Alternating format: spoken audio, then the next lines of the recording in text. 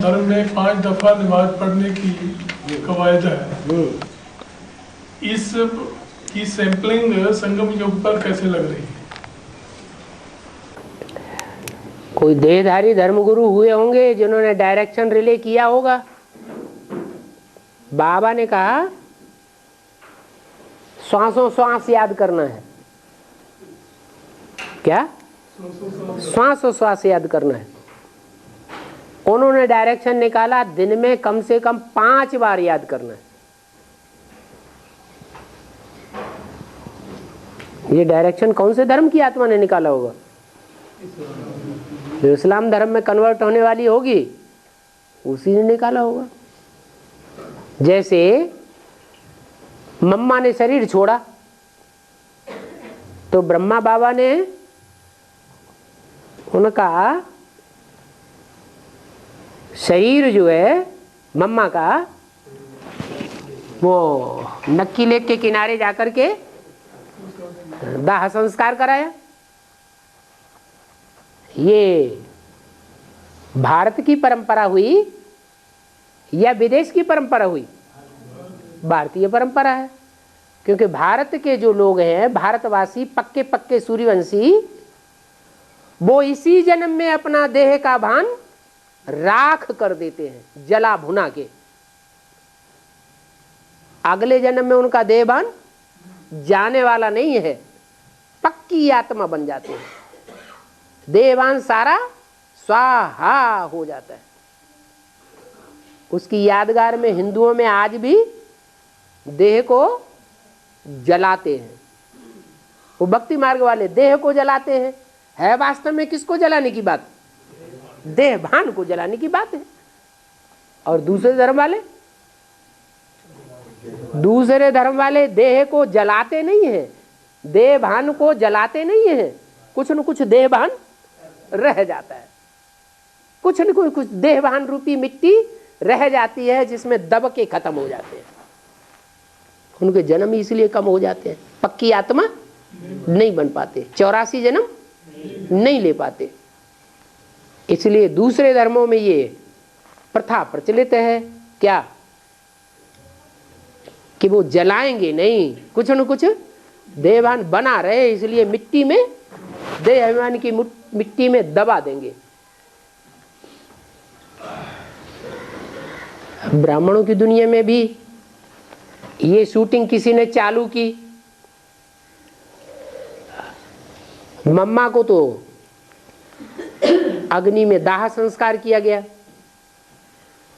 और नक्की लेक में ले जाके किया। माना जहां ज्ञान जल का आगार हो या ज्ञान जल की नदी बहती हो या सागर का कंठा हो, वहां जाकर के दाह संस्कार करते हैं। मुसलमान क्या करते हैं? हाँ, वो कब्र में दफना देते हैं, यादगार मॉन्यूमेंट बना देंगे। ब्रह्मा बाबा का भी किसी जलाशय के किनारे ले जाके नहीं दफनाया गया, वहीं प्रांगण में आंगन में ही उनका क्रियाकर्म किया और मॉन्यूमेंट, क्या नाम दिया उसको? शांति स्तंभ।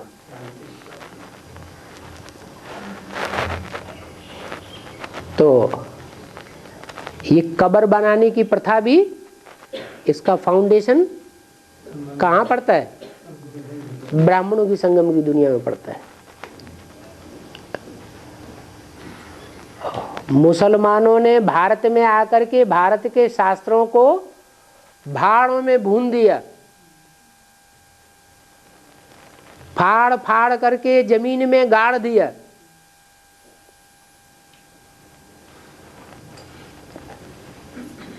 नदी में फेंक दिया।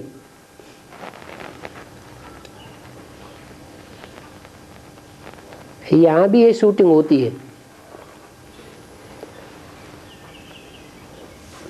कोई भी धर्म वाले अपनी धर्म पिता की वाणी का बहुत कदर करते हैं।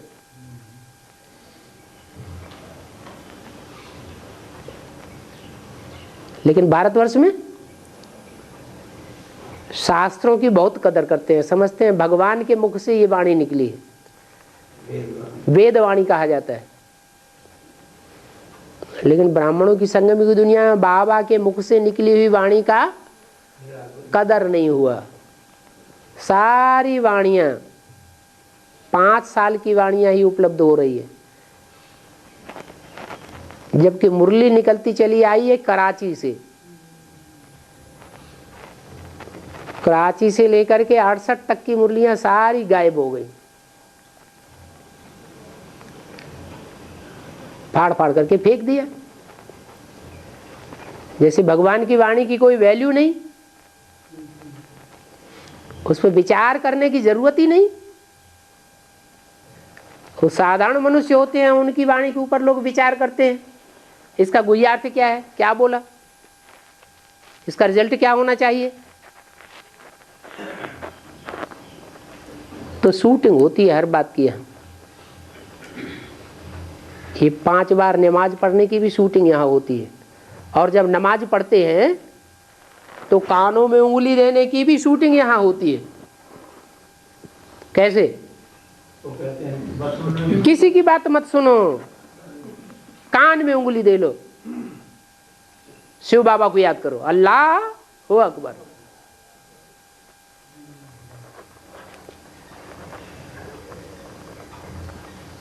और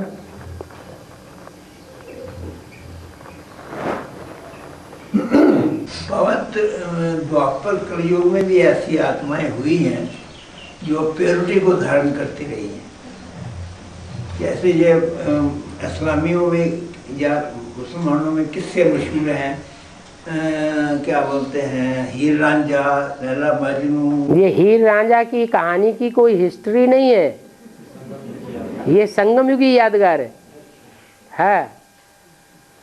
पहाड़ काट करके नदी निकाली, ये संगम युग की बात है। पहाड़ जैसे खड़े हुए विघन को खत्म करना और फिर ज्ञान की नदी बाहर करके बाहर लाना संसार के सामने, जिसको शास्त्रों में लिख दिया है ज्ञान की गंगा लाए। भागीरथ का काम हुआ, उसको हिंदू में भागीरथ नाम दे दिया है, मुसलमानों की कथा में उसको हीर और रांझा नाम दे दिया है। और बाबा जब संपूर्ण विनाश होगा तो सभी 500-700 करोड़ आत्माएं जाएंगी ऊपर। पशु पक्षी हैं, इनकी आत्माएं भी चली जाएंगी। वो रह जाएंगे क्या है? मनुष्य इतने उपक्रम कर लेता है, अंडरग्राउंड बना लेता है, एटमों बमों का विस्फोट होता है, भूकंप आते हैं, अंडरग्राउंड में चला जाता है, अपने को सुरक्षित करने का प्रयत्न करता है। जीव जंतु तो कुछ भी प्रयत्न, वो कैसे बचेंगे? उनके बचने का कोई तरीका है क्या? वो भी जाएंगे। और जीव जंतु तो सब मनुष्यों की सुरक्षा के लिए और मनुष्यों के लिए मनोरंजन पैदा करने के लिए है। और जीव जंतु जो हैं वो उनमें मन नहीं है, उनमें बुद्धि नहीं है उतनी। मनुष्य तो बौद्धिक प्राणी है, मननशील चिंतनशील प्राणी है। तो मनुष्यों के लिए सारी दुनिया है और सारी दुनिया मनुष्यों के आधार पर टिकी हुई है। मनुष्य जब परिवर्तन होते हैं तो सारी दुनिया परिवर्तित हो जाती है। मनुष्य वाइब्रेशन बनाते हैं तो सारी दुनिया का वाइब्रेशन सुधर जाता है। जानवर वाइब्रेशन बनाएंगे क्या? जानवरों को मन होता है क्या? वो मन को कंट्रोल करेंगे क्या? हाँ जी। बाबा, ये ब्रह्मा बाबा को जन्म देने वाले जगदम्बा और जगत पिता हैं। हाँ। लेकिन उनकी बुद्धि में ये बात आई नहीं कि ये मेरे माँ बाप हैं। ब्रह्मा बाबा की बुद्धि में ये बात नहीं आई तो बच्चा बुद्धि किसे कहा जाए? बच्चा ये जानता है, छोटा बच्चा जब जन्म लेता है तो छोटा बच्चा जानता है मेरे माँ बाप कौन है। माँ को फिर भी भले पहचान ले, लेकिन बाप को नहीं पहचानता। इसलिए माँ तो फिर भी यज्ञ में रही, जगदम्बा माता यज्ञ में ब्रह्मा बाबा के साथ रही, लेकिन बाप की पहचान ब्रह्मा को नहीं हुई। इसलिए जो संस्था बनाई सन 47 में, उसका नाम क्या रख दिया? माउंट आबू में आके उसका नाम रख दिया ब्रह्मा कुमारी ईश्वरी विश्वविद्यालय। प्रजापिता भी होना चाहिए, ये उनकी बुद्धि में नहीं आया। उसका प्रूफ है, उसका प्रूफ है कि शुरुआत से ही ब्रह्मा कुमारी विद्यालय लिटरेचर में छपे हुए, कहीं भी प्रजापिता ब्रह्मा कुमारी विद्यालय नहीं छपा हुआ। अभी भी वो अपने नाम के आगे प्रजापिता नहीं लिखते हैं। और द्वापर युग से पहले की हिस्ट्री नहीं मिलती है, और द्वापर युग के आदि में धर्म अर्ध विनाश होगा, उसमें द्वापर जी की 8-10 करोड़ आत्माएं बचेंगी, वह कैसे बचेंगी? और एक बात पूछो। नहीं, यही इसी में है ना। हाँ, जो भी बात पूछे एक बात पूछिए, इकट्ठी नहीं। हाँ, द्वापर युग से पहले की हिस्ट्री नहीं मिलती है। द्वापर युग से पहले की हिस्ट्री नहीं है मनुष्यों के पास, क्योंकि द्वैतवादी युग था ही नहीं, दो बातें थी ही नहीं, एक ही सच्चाई थी, अद्वैत युग था। क्या? दूसरा कुछ था ही नहीं, कोई प्रकार का झगड़ा था ही नहीं, तो हिस्ट्री किस बात की लिखें? और द्वापर युग के आदि में अर्ध विनाश होता है, उसमें द्वापर युग की 8-10 करोड़ आत्माएं बचेंगी, वह कैसे बचेंगी?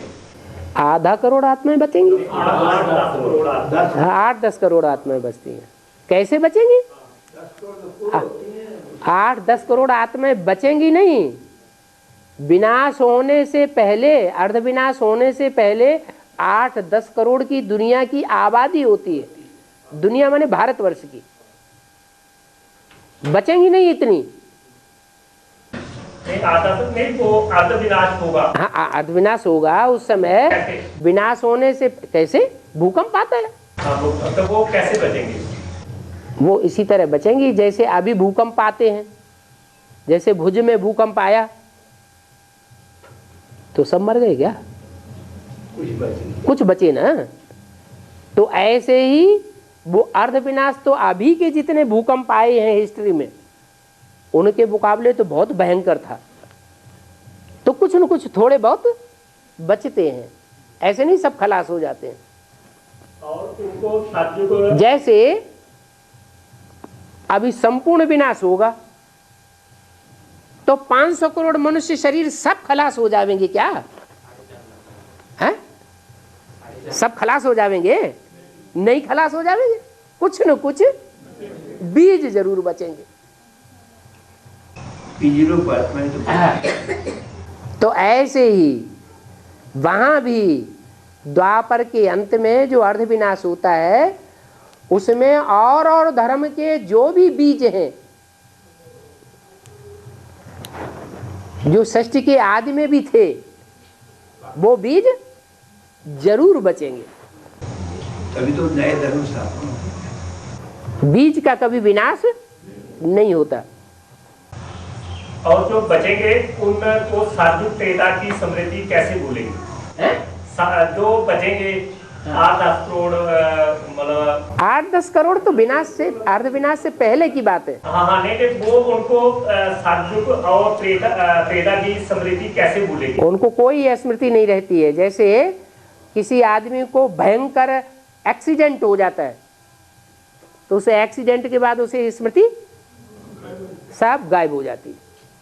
ऐसे ही वो अर्धविनाश भी इतना भयंकर होता है कि सत्युग त्रेता की सारी स्मृति गायब हो जाती है। बाबा, हाँ ये महाभारत में शिखंडी का पाठ बताया है जो, हाँ जी, वो इस समय फिर शिखंडी कौन है? इस समय शिखंडी शिखा अंडी क्या कोई चोटी का ब्राह्मण ही होंगे? कैसे ब्राह्मण होंगे? चोटी के ब्राह्मण होंगे लेकिन अंडी बच्चे होंगे। क्या होंगे? चोटी के ब्राह्मण, लेकिन जो चोटी के ब्राह्मण हैं उनके अंडी बच्चे हैं।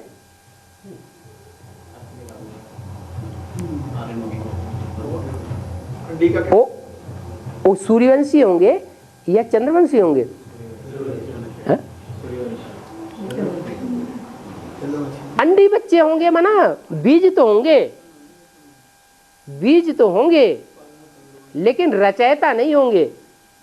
क्या होंगे? रचना होंगे। माना रुद्रमाला में भी कोई ऐसे हैं सूर्यवंशी चंद्रवंशी, जिनमें सूर्यवंशी है रचयिता, और रुद्रमाला में जो चंद्रवंशी हैं वो ऐसे अंडी बच्चे हैं जो भाव स्वभाव से कुछ समय पुरुष का पार्ट बजाते हैं और कुछ समय स्त्री का पार्ट बजाते हैं। जैसे रुद्रमाला में जगदम्बा है, चोला स्त्री चोला है, लेकिन रुद्रमाला के बच्चों को लक्ष्य क्या मिला हुआ है? नर से नारायण बनना है और नारी से लक्ष्मी बनना है।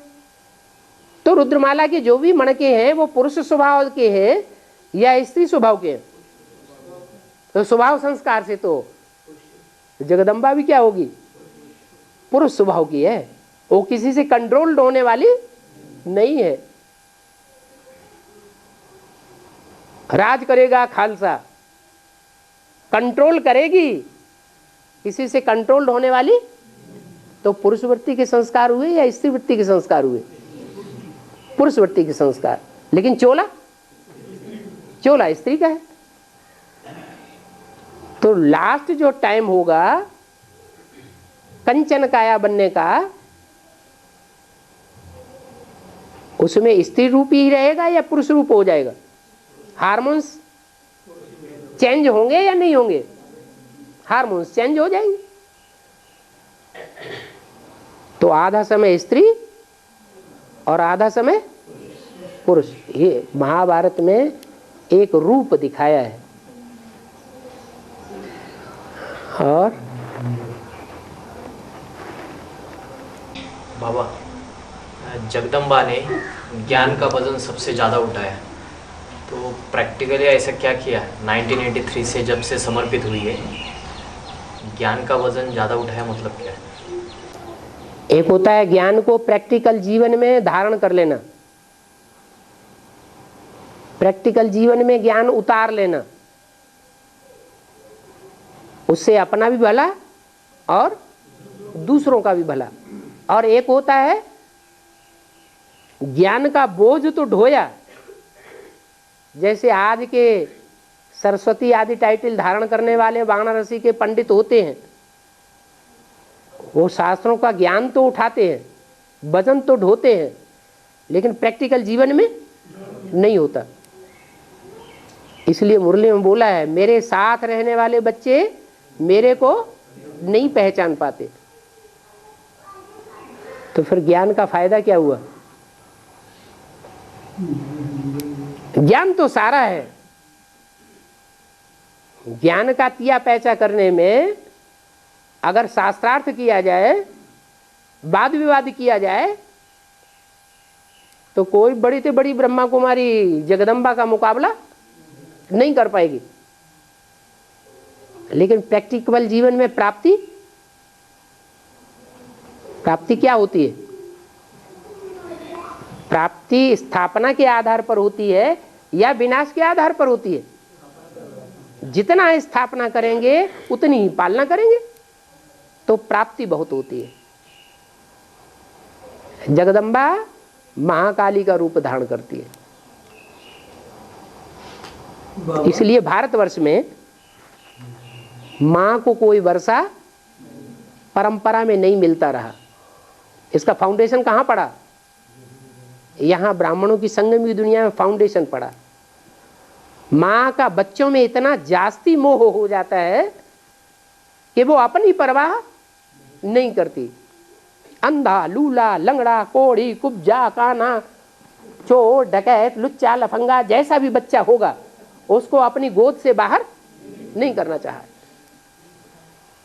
ये मोह जो है वो माताओं को लुभाता है।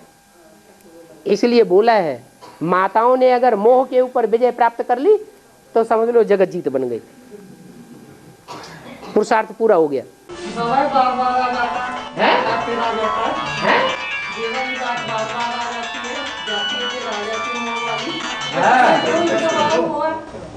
क्यों इतना मोह है बच्चों, क्यों नहीं निकलता?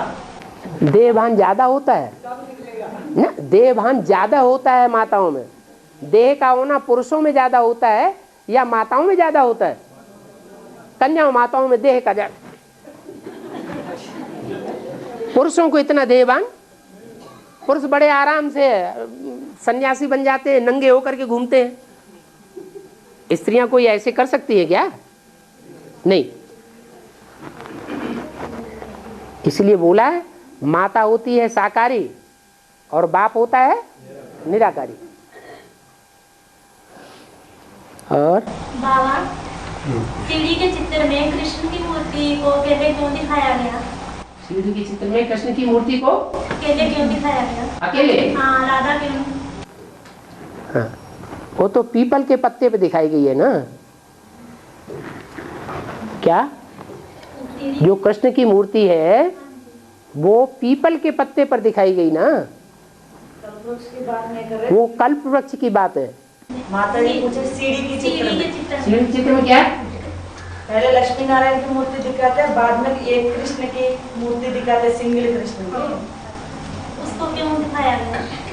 द्वापर युग से जो भक्ति चालू होती है ना, हाँ। उसमें पहले लक्ष्मी नारायण का चित्र दिखाते हैं। हाँ, लक्ष्मी नारायण की पूजा होती है, नीचे कृष्ण की पूजा होती है, सिंगल हाँ। कृष्ण की। हाँ। तो उन्होंने पूछा है सिंगल कृष्ण की पूजा क्यों होती है? सिंगल कृष्ण की पूजा इसीलिए होती है कि यहाँ शूटिंग हो जाती है। पहले मम्मा बाबा दोनों के चित्र लगाते थे, धीरे से कोई सौतिया डाह वाली ने ब्रह्मा वो मम्मा का चित्र, वो कैसा क्या नाम, मम्मा का चित्र हटा दिया और ब्रह्मा बाबा का चित्र लगा रहने दिया। ऊपर शिव ज्योति बिंदु, नीचे ब्रह्मा बाबा और बाकी सब ब्राह्मण बैठे हुए। तो जैसी शूटिंग होगी वैसा ही तो बड़े ड्रामा में होगा। आगे जून में जो पत्रिका निकलती थी ज्ञानामृत वगैरह वर्ल्ड रिवल, हाँ। उसमें मम्मा का चित्र होता था बार मुफ्त पृष्ठ पर। हाँ जी। आजकल उन्होंने जो मैगजीन निकाली है उसमें प्रकाशमणि दादी का चित्र है, ब्रह्मा का हटा दिया, मम्मा का हटा दिया। अभी तो जैसे दुनिया में इलेक्शन वगैरह होते हैं तो जो भी गद्दी पे बैठने वाले होते हैं या गद्दी पे बैठते हैं उनके चित्र अखबारों में बहुत छपते हैं। जब नोट बनाएंगे तो नोटों पर भी उनका चित्र छापने लग पड़ेंगे। जैसे क्रिश्चियंस होते थे तो नोटों पे किसका चित्र छापते थे? त्रिमूर्ति का। जो भी किंग एडवर्ड फर्स्ट या सेकंड या थर्ड जो भी हुआ उसका चित्र छापा। तो ये भारतवर्ष के लोग जो है वो विदेशियों को फॉलो करने लग पड़ते हैं। यज्ञ में भी ऐसे ही होता है। और बाबा भक्ति मार्ग में 33 और देवी देवते का गायन है। हाँ जी। और कलयुग के आदि से लेकर देवता के अंत तक 10 करोड़ है आज में। हाँ जी। तो बाकी देवी देवता कहाँ से आए? कोई भी धर्म की आत्मा आदि से लेकर के अंत तक आवेंगी या बीच में आना बंद कर देंगी? है? कोई भी धर्म की आत्मा, हिंदू हो, मुसलमान हो, सिख हो, ईसाई हो, जब आना शुरू करेंगी तो आते आते बीच में कभी रुक जाती है या अंत तक आती रहती है? अंत तक आती रहती है। ऐसे ही देवी देवता सनातन धर्म की आत्माएं अगर बीच में आना बंद कर दे तो उनके 84 जन्म होंगे या कम हो जाएंगे? उनके जन्म ही कम हो जाएंगे। फिर वो ऑलराउंड पार्टधारी कहाँ हुए? हाँ, इसलिए 33 करोड़ आबादी होती है कलयुग के अंत में जाकर। ऊपर से जो भी आत्माएं उतरती है वो उन 33 करोड़ देवताओं में प्रवेश करती रहती है। जो सबसे जास्ती जन्म लेते हैं वो ही सबसे जास्ती पतित बनते हैं। और ऊपर से आने वाली पावन आत्मा पतित में प्रवेश करेगी या पावन में प्रवेश करेगी? पतित में प्रवेश कर। और बाबा एक चित्र में शंकर को 4 भुजा में दिखाया है। शंकर को चित्र में 4 भुजा में दिखाया है। वो 4 भुजा कैसे?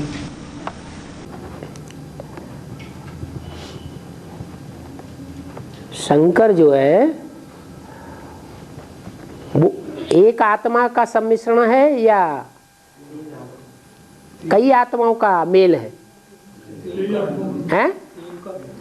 3 आत्माओं का मेल है। ब्रह्मा और राम वाली आत्मा, ये 2 आत्माओं का संकरण हुआ। शिव तो दोनों में न्यूट्रल हो गया, उसको तो अलग कर दो, वो तो भाव स्वभाव की उसमें बात ही नहीं। तो 2 आत्माएं हुई खास, राम और कृष्ण। फिर उनका विशेष सहयोग देने वाली कोई शक्तियां, कोई आत्माएं होती है या नहीं? ब्रह्मा के साथ सरस्वती और राम के साथ सीता या शंकर के साथ पार्वती। अभी भी वो चारों आत्माओं का संकरण है, सहयोगी है विशेष एक दूसरे की। और अंत में उन चारों के संस्कार मिलकर के जब तक एक नहीं होंगे तब तक नई दुनिया की शुरुआत नहीं होगी। इसलिए ब्रह्मा को हजारों भुजाएं भी देते हैं, ब्रह्मा की 1000 सहयोगी बन जाते हैं भुजाओं के रूप में, लेकिन शंकर के भुजाएं नहीं दिखाई जाती हैं हमेशा। सदा काल के उनके सहयोगी कोई बन नहीं सकते। इसलिए जगन्नाथ को भुजाएं 2 हैं, वो भी टूटी हुई।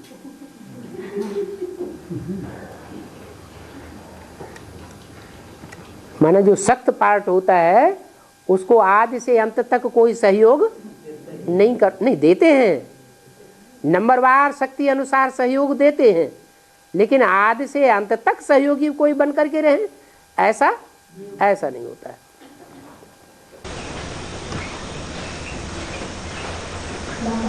हाँ जी। एक नई बहन का प्रश्न है, बाबा अगर कोई आत्मा कर्मों के हिसाब किताब के कारण भक्ति अभी नहीं कर पा रही है, लेकिन बाबा को पहचान लिया है, तो उसका नंबर पहले होगा या भक्ति करने वालों का नंबर पहले होगा? बाबा को नहीं पहचान पा रहे? बाबा को पहचान लिया है, हाँ। लेकिन हिसाब किताब के कारण कोई कर्मों का हिसाब किताब के कारण भक्ति नहीं कर पा रहे अभी तक, हाँ, तो उसका नंबर पहले। बहुत सी ऐसी बांधेली माताएं हैं जो बाबा से मिली भी नहीं है, भट्टी नहीं की है, लेकिन पत्र इतने अच्छे अच्छे लिखती हैं कि वो जो भट्टी करने वाले हैं उनके अंदर इतने भाव नहीं आ सकते। सबसे जास्ती बांधेली माताएं याद करती हैं या पुरुष याद करते हैं या कन्याएं ज्यादा याद करती है? ज्यादा याद किसको आती है? बांधेली माताओं को जास्ती याद आती है। तो उनकी तो भट्टी 24 घंटे की हो गई, उनकी तो भट्टी ही भट्टी लगी पड़ी है। हाँ, तो प्रश्न जो है ना माता की नहीं है, कोई का भी प्रश्न हो, प्रश्न तो प्रश्न है। हाँ जी। नहीं, वो बोलते मिल सकते हैं आपसे, भट्टी के बिना मिल सकते हैं आपसे। उनकी धारणा देखी जाएगी। हाँ जी, बोला भी है, आत्मा रूपी सुई की सारी कट उतरने पर तुम डायरेक्ट बाप से सीखो। कोई न कोई देहवान रह जाएगा, तब तक नहीं डायरेक्ट मिल पाएंगे। और जितने भी मुनि मधुबन बने हुए हैं, हाँ, वहाँ अगर कोई भक्ति करने के योग्य नहीं है शारीरिक रूप से, अथवा आर्थिक रूप से, हाँ? शारीरिक रूप से अथवा आर्थिक रूप से। मुरली में बोला है, इस बात को मैं नहीं मान सकता कि बाप से मिलने के लिए कोई के पास पैसे न हो।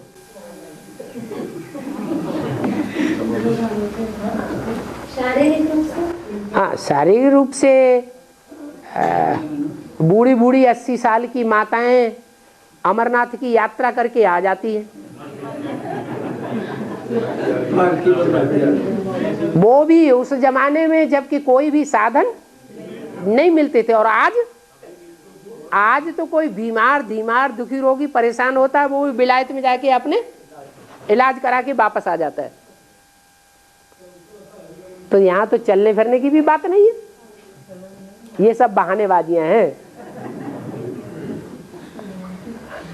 और कहीं बाबा से डायरेक्ट माता मिली है, उनका ये बात टूटता नहीं है।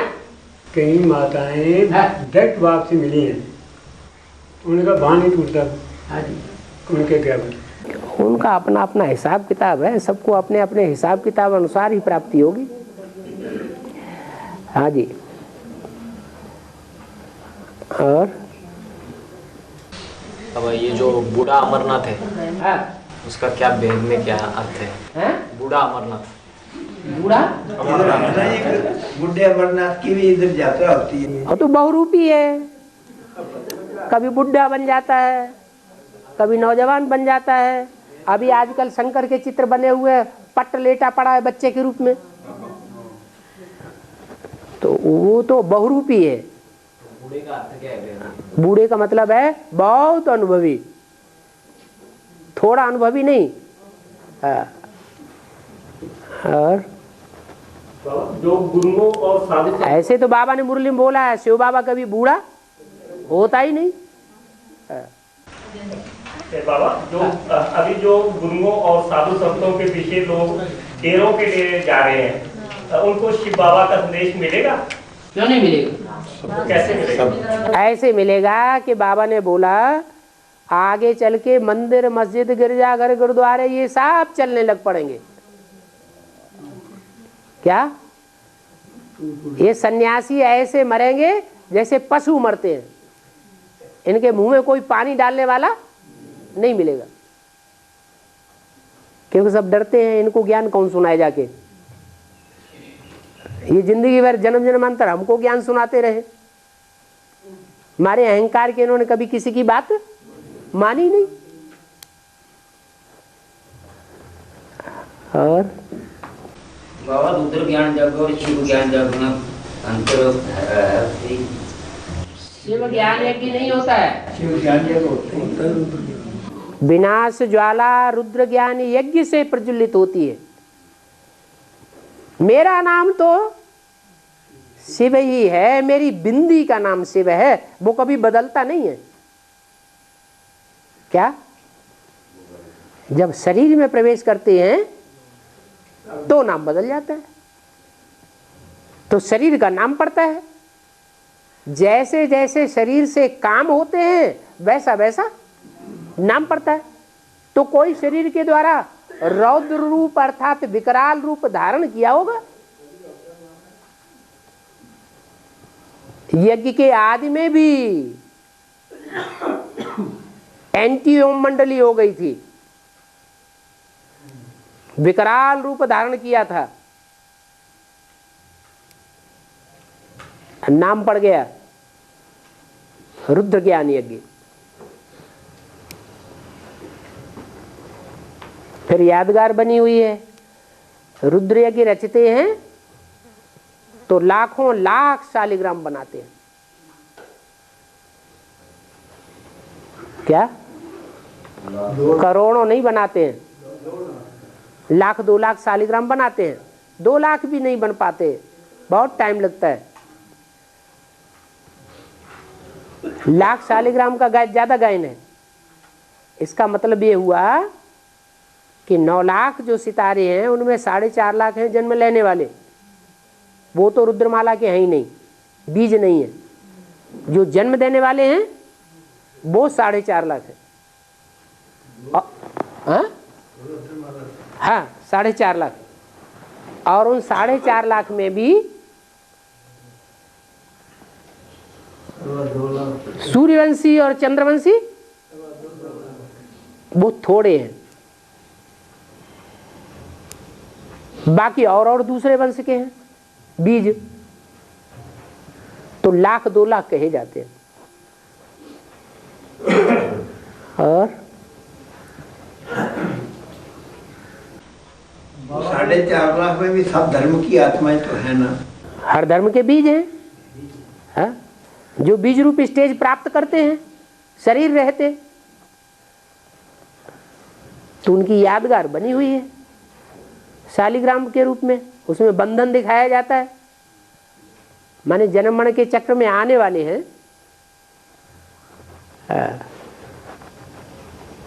बाबा हिमाचल में जो मंदिर है ज्वाला माता का, वहाँ पर जो झुकती झुकती हैं, हाँ जी, वो कैसे झुकती है? शक्ति है माता की या है? माता की शक्ति है या क्या है वहाँ? कैसे? वो ज्योति स्थूल जगती है कि ज्ञान की ज्योति जगती है? तो भक्ति मार्ग में जो भी अजीबो गरीबा सुनने में आता है, देखने में आता है, वो सब स्थूल बातें हैं। यादगार कहाँ की है? संगम युग की यादगार है। और बाबा सतयुग त्रेता में रात होती है या नहीं होती? ब्रह्मा की रात और ब्रह्मा का दिन गाया हुआ है। क्या गाया हुआ है? ब्रह्मा की रात और ब्रह्मा का दिन गाया। ब्रह्मा की रात और दिन, सो ब्राह्मणों की रात और दिन। प्रजापिता का दिन और रात गाया हुआ है। तो ब्रह्मा है चंद्रवंश और प्रजापिता है सूर्यवंश। तो जो नई दुनिया की शुरुआत होगी वो चंद्रवंशियों से होगी या सूर्यवंशियों से होगी? सूर्यवंशियों से होगी, है? तो जहां सूर्य ही सूर्य है, चंद्रमा का प्रकाश सूर्य में मर्ज हो गया, या सितारों का प्रकाश भी सूर्य में मर्ज हो गया, तो वहां चंद्रमा कैसे दिखाई देगा? वहां सूर्य की रोशनी ही रोशनी रहेगी। जैसे उत्तरी ध्रुव दक्षिणी ध्रुव पे 6 महीने दिन ही दिन रहता है। हाँ? राधे कृष्ण के माँ बाप का गायन क्यों नहीं? संगम युगी राधे कृष्ण के माँ बाप का गायन नहीं है। सतयुगी राधे कृष्ण की तो बात ही नहीं। क्यों नहीं? सतयुगी राधे कृष्ण के माँ बाप की बात होगी। सतयुगी राधा कृष्ण, सतयुगी राम, त्रेतायुगी राम सीता, इनकी कोई हिस्ट्री मिलती है क्या? शास्त्रों में हिस्ट्री है? शास्त्रों में भी नहीं है। कहाँ की हिस्ट्री है? संगम युग की बातें हैं। माने संगम युग में जो राधा कृष्ण हैं वो अलग अलग घराने के हैं। राधा है चंद्रवंशी और कृष्ण है सूर्यवंशी। और कृष्ण के साथ कंस दिखाया जाता है, तो वो कंस सतयुग में होता है या संगम युग में होता है? तो अभी कृष्ण भी है और कंस भी अपना काम कर रहा है। लोग पूछते हैं तुम्हारा भगवान है तो भागा भागा क्यों फिरता है? अरे तुम इतने शास्त्र पढ़ते हो, उन शास्त्रों में क्या लिखा हुआ है? कंस के डर से कृष्ण भगवान गाँवों गाँवों में छुपते फिरे। भस्मासुर के डर से शंकर भगवान सारी दुनिया में डोलते डोलते फिरे। रावण के डर से तुम्हारे राम भगवान जंगलों में मारे मारे फिरे। अरे वो भगवान नहीं तुम मानते क्या? कहाँ की भी यादगार है? संगम की यादगार है। और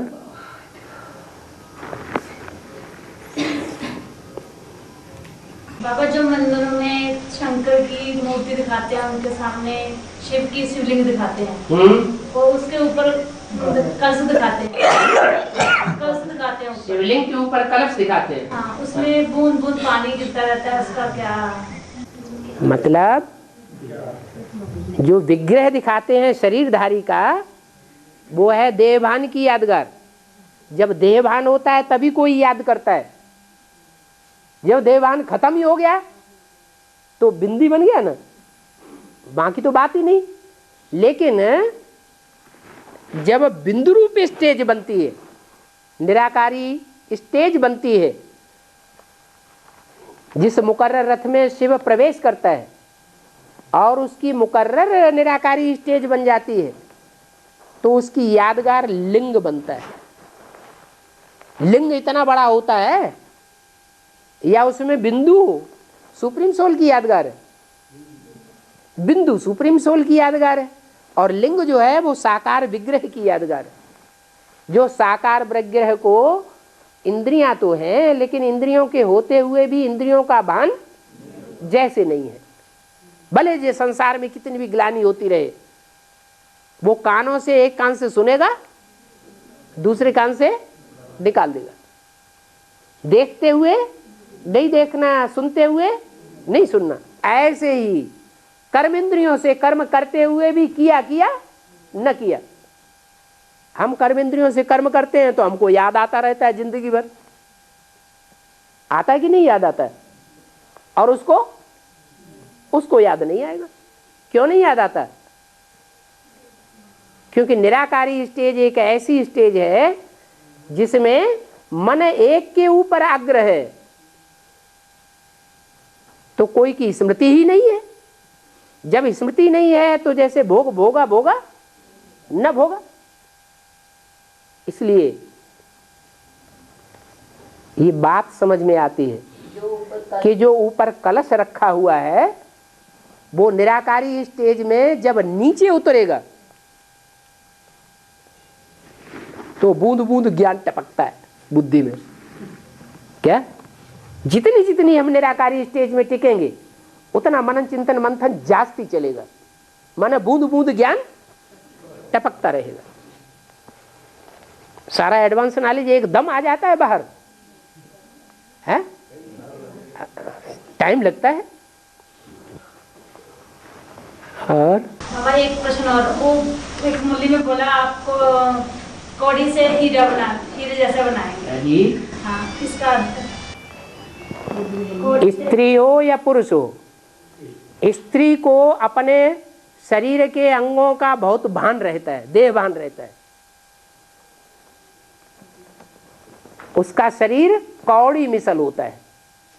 आकार स्त्री के अंग का स्पेशल जो कौड़ी मिसल होता है, इस आधार पर उसको स्त्री कहा जाता है।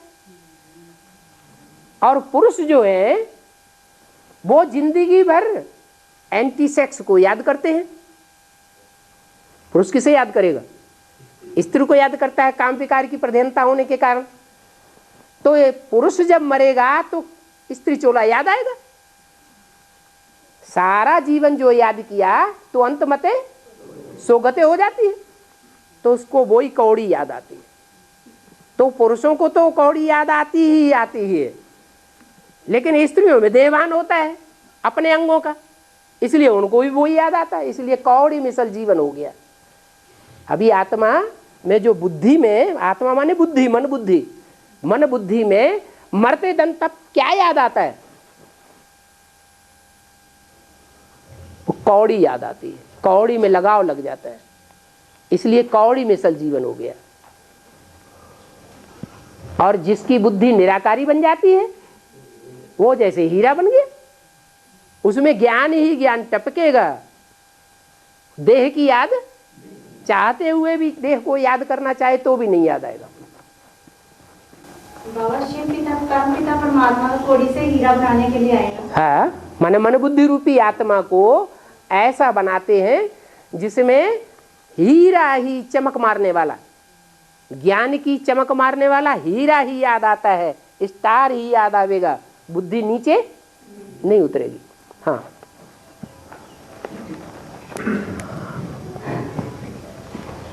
और बाबा बड़े लोग योग करते हैं, वो बोलते हैं 83 लाख जून होगी, पशु तो फेरू बनेंगे, हम जब मर जाएंगे तो उनकी बुद्धि से कैसे निकलेगा कि पशु नहीं बनेंगे? उनको कैसे समझाना पड़ेगा? उन्हें बताना पड़े कि कोई भी बीज होता है तो बीज में अपने संस्कार होते हैं कि नहीं। बीज में जैसे संस्कार होंगे वैसा ही वृक्ष तैयार होगा। आम का बीज होगा तो आम का दरख्त बनेगा, आम के फल निकलेंगे। बैंगन का बीज होगा तो बैंगन का पौधा बनेगा और बैंगन ही उसमें पैदा होगा। ऐसे थोड़े ही कि बैंगन में से आम निकल आएगा, नहीं निकलेगा ना। तो ऐसे ही मनुष्य आत्मा जो है, पहले उनको समझाओ तुम ज्योति बिंदु हो।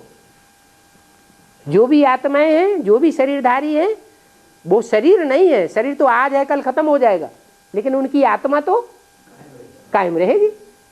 तो आत्मा है, जब आत्मा ये बात बुद्धि में बैठ जाएगी तब ये बताओ कि तुम भी बीज हो। और किस जाति के बीज हो? मनुष्य जाति के हो या पशु पक्षी जाति के हो या कीड़े मकोड़े की जाति के हो। जिस जाति के होंगे उसी में जन्म लेंगे। और बाबा हमारे पति ज्ञान नहीं चलते आई, अब संसार खराब ठीक हो गया, मतलब अपने घर में मर गए। अब बोलते हैं हुआ हवाई हम का करें बाबा, तो उपाय करें।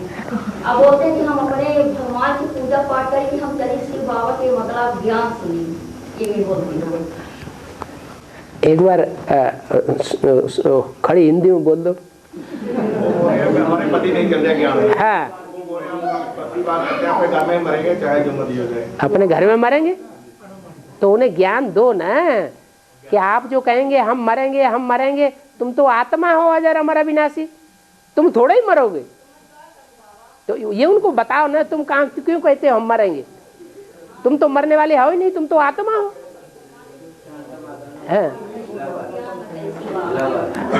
वो नहीं सुनने वाले बाबा, आत्मा को नहीं मानने वाले।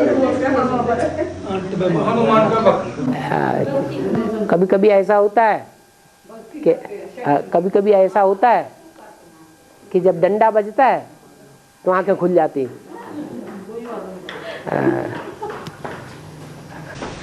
को बहुत मानते हैं लेकिन ज्ञान को नहीं मानते। वो हमारी कमजोरी है। हम खुद भूल जाते हैं तो हम दूसरों को कैसे पक्का याद करा दें। हाँ जी, हाँ जी, हाँ जी। बाबा जो 9 लाख आत्माएं है ना सूर्यवंशी में से कोई ऐसी आत्मा है जिनमें कोई प्रवेशता नहीं होती है? कोई ऐसी आत्माएं हैं सूर्यवंश में जिसमें कोई दूसरे धर्म की प्रवेशता नहीं होती? कोई आत्माएं प्रवेश न करती हो?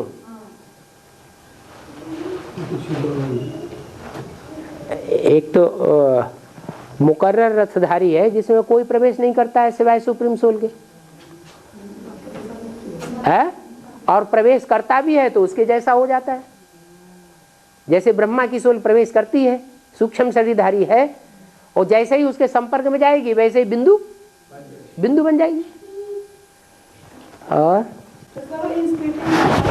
वो प्रवेश करती हैं, हाँ, दूसरे धर्मों की आत्मा प्रवेश करती हैं, उसका थोड़ा सा ऐसे ज्ञान थोड़ा सा डाउन होता है, वो तो नहीं होता किसी में। हाँ? जैसे खराब दिन चलते हैं किसी के बाबा कि चलते हैं क्या चलते रहते कई बार सुस्ती आ जाती है, जैसे है ना वो बात क्या बोला? जो बाबा की बच्चे हैं उसमें इंस्पेक्टिंग आत्माएं प्रवेश करते हैं ना। हाँ। जो हम पुरुषार्थ करें कभी डेला हो जाते हैं, कभी मंगोचा से करते हैं। हाँ। तो मतलब हमने ऐसे कोई सोच प्रवेश कर रहे क्या, ऐसे पूछ रहे माता। जब हम इंस्पिरेटिंग का मतलब है इंस्पायर करने वाली, उमंग उत्साह बढ़ाने वाली। तो जब हम उमंग उत्साह में आते हैं, ईश्वरीय सेवा करते हैं, उस ईश्वरीय सेवा का रिजल्ट भी देखते हैं, तो इससे साबित होता है कि कोई आत्मा ने प्रवेश करके हमसे काम कराया। लेकिन कभी हम डाउन हो जाते हैं तो इंस्पिरेटिंग पार्टी थोड़े ही है वो तो हमारे पूर्व जन्म का हिसाब किताब है जिसके आधार पर हम डाउन हो जाते हैं। हाँ बाबा, ब्रह्मा बाबा की आत्मा जो है गुजरात आदि की तरह में कब तक आती रहेगी? जब तक सूर्य प्रत्यक्ष नहीं होगा तब तक दूसरी तरफ संपूर्ण चंद्रमा कैसे वो जब तक ज्ञान सूर्य उदय नहीं होगा तब तक दूसरी तरफ ज्ञान चंद्रमा अस्त कैसे हो जाएगा? जब पूर्णमासी का दिन होता है, पूर्णमासी माना चंद्रमा जब पूर्ण हो जाता है, होता है कि नहीं? चंद्रमा जब संपूर्ण बनता है तो ज्ञान चंद्रमा कौन है? ब्रह्मा। तो ब्रह्मा जब संपूर्ण बनेंगे माने उनकी बुद्धि में ये बैठ जाएगा कि गीता का भगवान मैं कृष्ण वाली आत्मा नहीं हूं। एक बात पर रुका हुआ है सारा काम। तो उस समय तक उनका यही पाठ चलता रहेगा। अधूरा ब्रह्म है, पूर्णमासी का चंद्रमा नहीं है, अधूरा चंद्रमा है, तब तक शंकर के मस्तक पे विराजमान है। जैसे ही संपूर्ण बनेगा अस्त होगा और सूर्य प्रत्यक्ष हो जाएगा। लेकिन तुम्हें परेशानी क्या है उनके आने से? हैं? वो आते हैं तो कम से कम कुछ न कुछ राज की बातें ही मिलती है ना।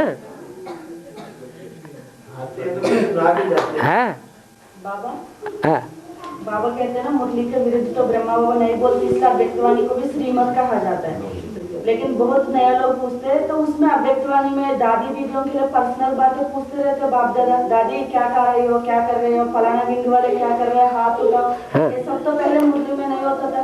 ये सब फालतू बातें हो गए ना अव्यक्तवाणी के दूसरे पेज से, तो वो भी बाबा क्यों पढ़ते? हम तो समझाते सभी बाकी धर्मों की आत्मा हो गया दादी दीदी, और खुद बाबा मुझसे पढ़ते हैं। शिव बाबा सारी दुनिया को पढ़ाने आया है या सिर्फ सूर्यवंशियों को ही पढ़ाने आया है? शिव बाबा का कनेक्शन हर धर्म की आत्मा से है या कोई विशेष धर्म की आत्माओं से ही है? आता है, खास आता है भारतवासियों के लिए, सूर्यवंशियों के लिए, लेकिन आम रूप से सारी दुनिया का कल्याणकारी है। ऐसे जो अव्यक्तवाणी में दादियों के लिए ऐसे बोलने से नयों की बुद्धि में जो कमजोर आत्मा है, खुद बाबा दादियों के लिए बोले तो कितना, जो कमजोर आत्माएं होती हैं उन्हीं के अंदर ईर्ष्या देश होता है कि दीदी दादियों से इतना क्यों ऐसे मिक्स हुए पड़े हैं, उनको क्यों पूछते, हमको क्यों नहीं पूछते? राज उनकी बुद्धि में नहीं बैठा है। इसलिए देखा जाए तो दीदी दादियों को तो कुछ भी नहीं मिला, उनको तो सिर्फ ब्रह्मा बाबा बहलाए रहे हैं। तो बहलाने भी नहीं देंगे। हाँ।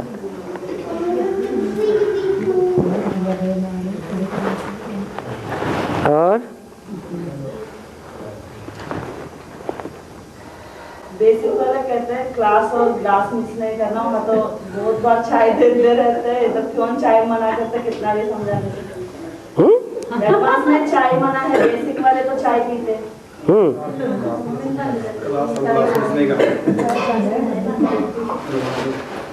तो क्यों ऐसे चाय क्यों नहीं पी सकते? चाय क्यों नहीं पी सकते? अरे एडवांस वाले तो मुरली को मानते हैं, बेसिक वाले तो मुरली को नहीं मानते, दीदी दादियों को मानते हैं। और मुरली में बोला है कि देवताएं चाय पीते हैं क्या? फिर तुम्हें देवता बनना है ना, तो देवताओं का जो खान पान है सो खाओ पियो। हाँ जी। और ऐसे बोल रहे हैं कि इसके जहाँ भी देखो स्त्री की खिलानी चाहिए, क्योंकि माता और बहनों को देखभाल का ज्यादा जोर दिया हुआ है। हाँ। तो आज जो पूजा हो रही है, मैं देखती हूँ कि चैतन्य में देवियों की ज्यादा पूजा होती है। हाँ। जो मंदिर बने हुए हैं ये, हाँ, क्यों दिखाया इतना देवान पर क्यों जोर दिया हुआ है? देवान होता है तो पूजा क्यों होती है? उन्होंने अपने को पूज्य बनाया होगा, नहीं बनाया होगा? पूज्य बनाया होगा तभी तो पूजा होती है कि ऐसे ही पूजा हो रही? तो फिर आप ऐसा पुरुषार्थ किया होगा कि पूज्य बने होंगे। बाबा क्यों बोलते हैं कि इतना देवान है स्त्रियों के? वो तो अभी बोलते हैं ना, कलयुग के अंत में जब लक्ष्मी बन जाएगी तब थोड़ा ही बोला जाएगा, तब वो पूजनीय हो जाएगी। है बाबा बहुत लोग जो प्रश्न है कि बाकी मिनिमल पे क्या सिखाते रहते, तो पूछते हैं कि महीना में 2-2 बार जाते हैं, हर बार जाते रहते, तो जम्मू जल्दी क्यों नहीं पहुंच पाते? जम्मू वालों से पूछो कि तुमने जम्मू शहर जो बसाया है वो गोल चक्कर में क्यों नहीं बसाया जिसमें दिल्ली के सब शहर आ जाते हैं? एक तरफ जाके वहां टुनगस में जाके क्यों बैठ गए? गोल चक्कर में होगा तो सब जगह एक ही चक्कर में सब जगह चले गए, और अलग एक तरफ जाना पड़ेगा दिल्ली से, तो वहां जाओ फिर वापस आओ तो दुगना टाइम लग जाएगा ना।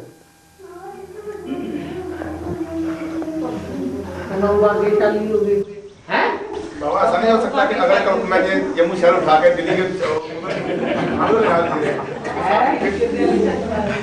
अगले कल में जम्मू शहर जो है वो दिल्ली के नजदीक ही बसा दिए जाए। तो अभी बसा दो, अगले कल्प क्यों ठेल रहे? एक साइड पे ना पड़े, हैं?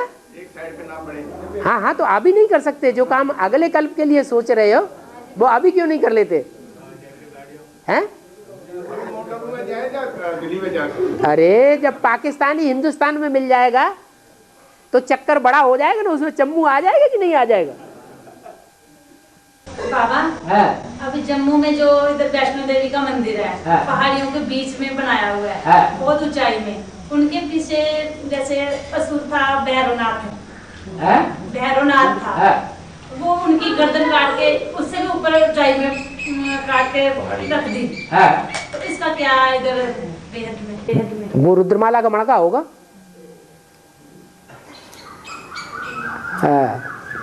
और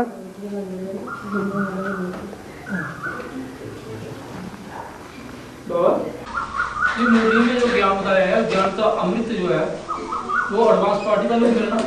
हाँ, जो भक्ति मार्ग में बताया गया है कि जो समुद्र मंथन किया था, समुद्र मंथन करने लगे तो राक्षस को लगाया था नाग को मुख तरफ, देवता को लगा दिया पूछ तरफ। तो जो अमृत जो मिला वो तो मिला राक्षसों को। राक्षसों को कहाँ मिला? देवताओं को पहले बांटा गया भाई। राक्षसों को मिला, बांटा गया था पहले। भले बांटा गया लेकिन उनका सर काट दिया है। जब विष्णु आ गया ना लक्ष्मी उतार के, हाँ जी,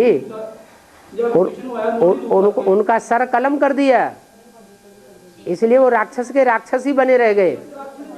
हाँ, वो अंदर तक नहीं पहुंच पाया अमृत, और देवताएं जो है पूरा हजम कर गए।